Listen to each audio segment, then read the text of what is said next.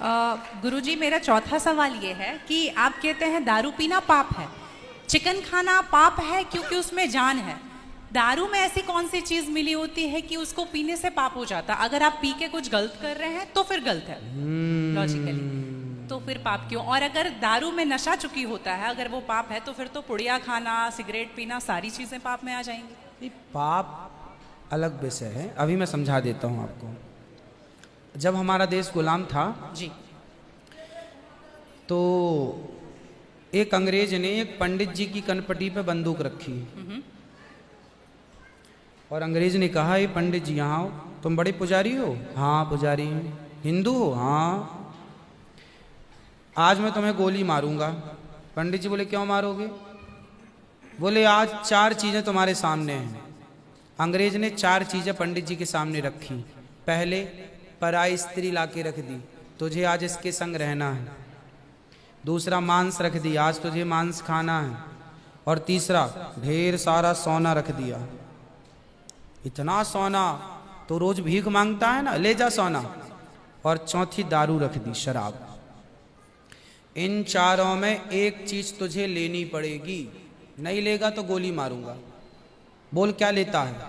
पंडित जी बोले, पराई औरत तो मैं नहीं देख सकता, मार दो गोली मुझे, पर मैं पराई स्त्री के, मेरी माँ बहन, मेरे संस्कार ऐसे हैं कि ये मेरी माँ बहन और बेटी है, ये मैं मर जाऊंगा पर चरित्र में दाग नहीं लगने दूंगा, तो ये स्त्री तो मैं नहीं ले सकता। अब मांस भी मेरे धर्म के खिलाफ है, आप गोली मार दो, मैं ब्राह्मण हूं, मैं मर जाऊंगा पर ये धर्म नहीं छोड़ूंगा। और रहा ये सोना भी नहीं लूंगा, क्योंकि मैं भीख इसलिए बेईमानी करता तो भीख क्यों मांगता? मैं ईमानदारी से भीख मांग के खा सकता हूं, बेईमानी का करोड़ों नहीं ले सकता, इसलिए सोना भी नहीं लूंगा।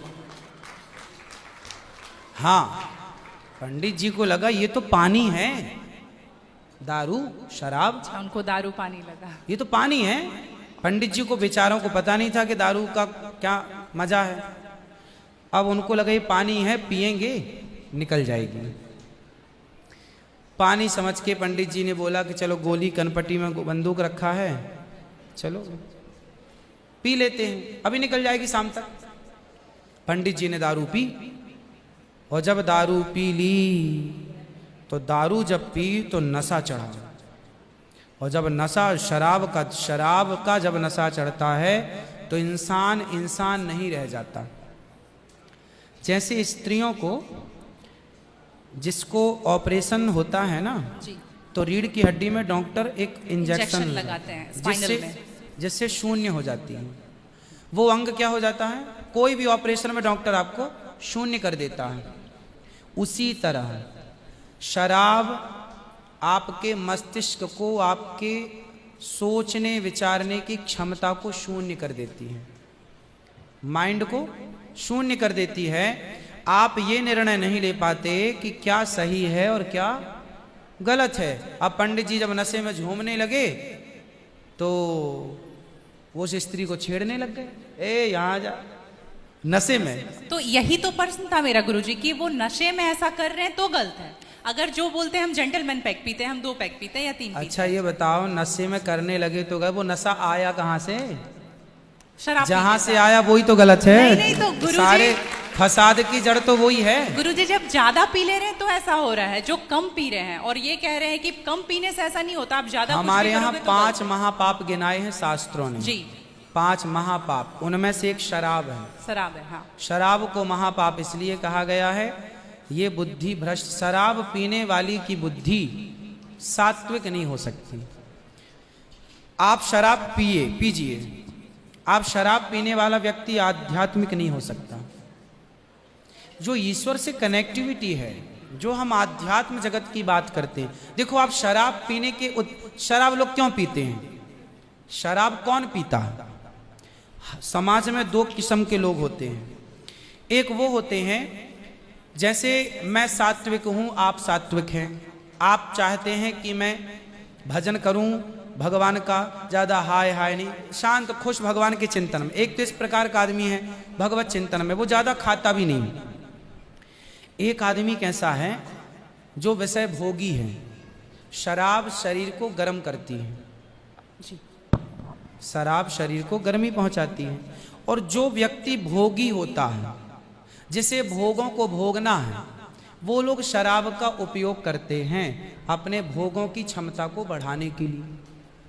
अब जिसे भोग भोगना है वो तो अपनी क्षमता भोगों की बढ़ाए और शराब पिए, परंतु जिसे भगवत प्राप्ति करना हो, ईश्वर से नेह करना हो, मन लगाना हो, संत लोग एक टाइम भोजन करते हैं, 2 टाइम नहीं खाते।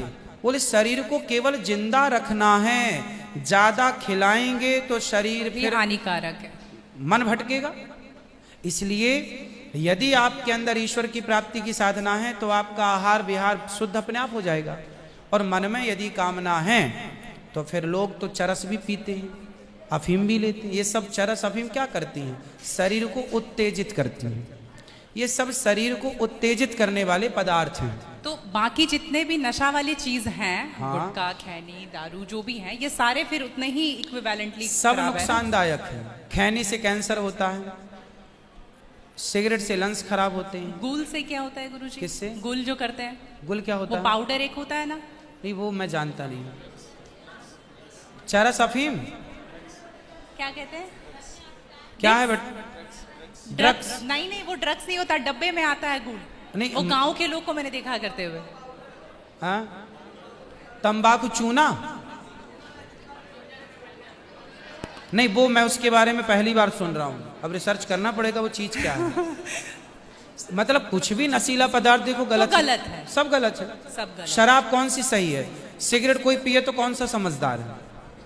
आप खैनी खाएं, गुटखा खाएं, अब कौन सही? इसे कौन कहे? मूर्ख ही सही कहेगा, खाने वाला ही सही कह सकता है। तो मतलब सब इक्वली उतना ही पाप है।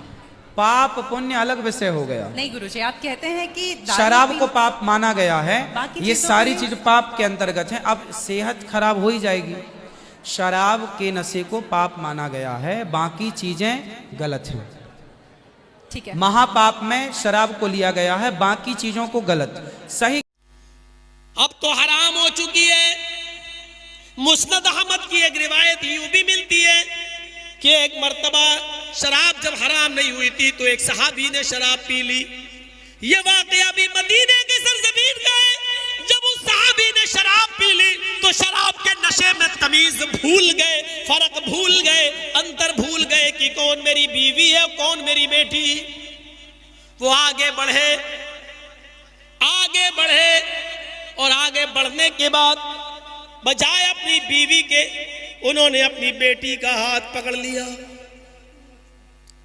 शराब के रसिया और दिलदादा लोगों सुनो, शराब के जाम पीने वालों सुनो, शराब को गले से उतारने वालों सुनो।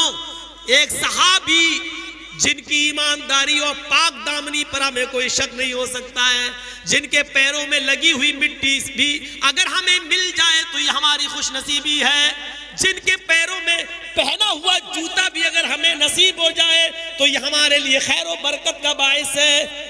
ये सहाबी जब शराब के नशे में बीवी और बेटी का फर्क भूल सकते हैं तो हम और आप इतने नेक तो नहीं है, हम और आप इतने ईमानदार तो नहीं है, हम और आप इतने पाक दामन तो नहीं है।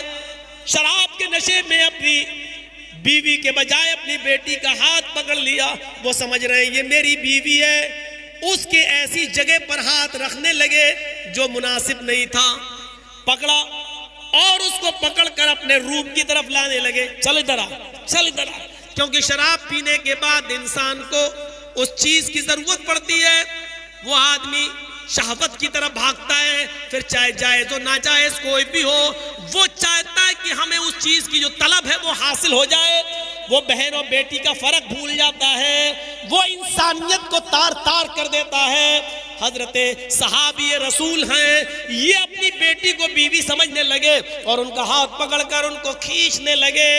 इतने में बीवी की नजर पड़ गई, ये मेरी बेटी को खींच रहे हैं। वो आती है और अपनी बेटी का हाथ छुड़ाकर धक्का देती है।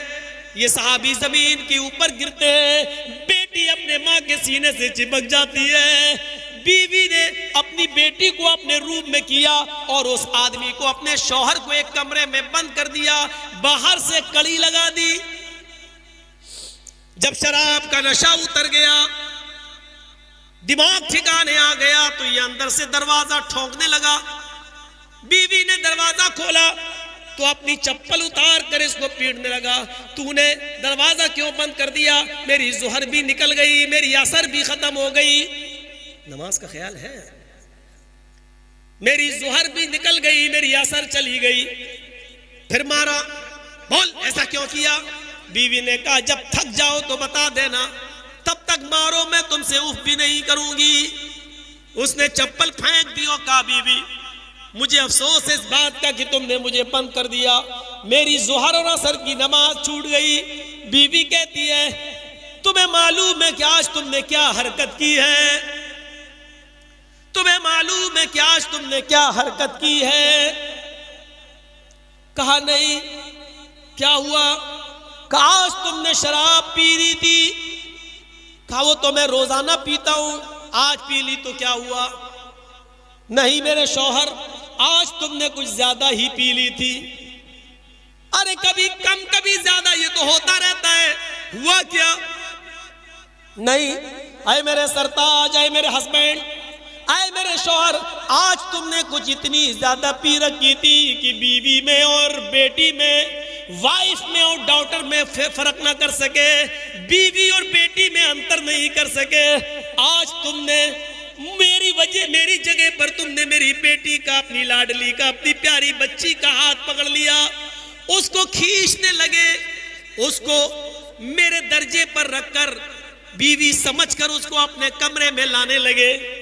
ऐ मेरे प्यारे शौहर, अगर मैं वक्त पर नहीं पहुंचती तो आप मेरी बेटी की, अपनी बेटी की इज्जत को तार तार कर देते। आप अपनी शहवत की आग बुझाने के लिए अपनी बेटी की इज्जत व आबरू से खेल जाते। सहाबिये रसूल की नजरें नीचे हो गई, जमीन पर गड़ गई, आंसुओं से जमीन भीग गई। थोड़ी देर के बाद नजरें आसमान पे डाली। इलाहुल आलमीन, आए रब्बुल आलमीन, आज मेरी बीवी ने मेरे सामने जो वर्ड्स यूज किए, आज मुझे जो सुनाया है अल्लाह, ये जुमले, ये वर्ड्स सुनने से पहले ये जमीन फट जाती और मैं जमीन के अंदर धंस जाता और मेरी शक्ल सूरत दुनिया वालों के सामने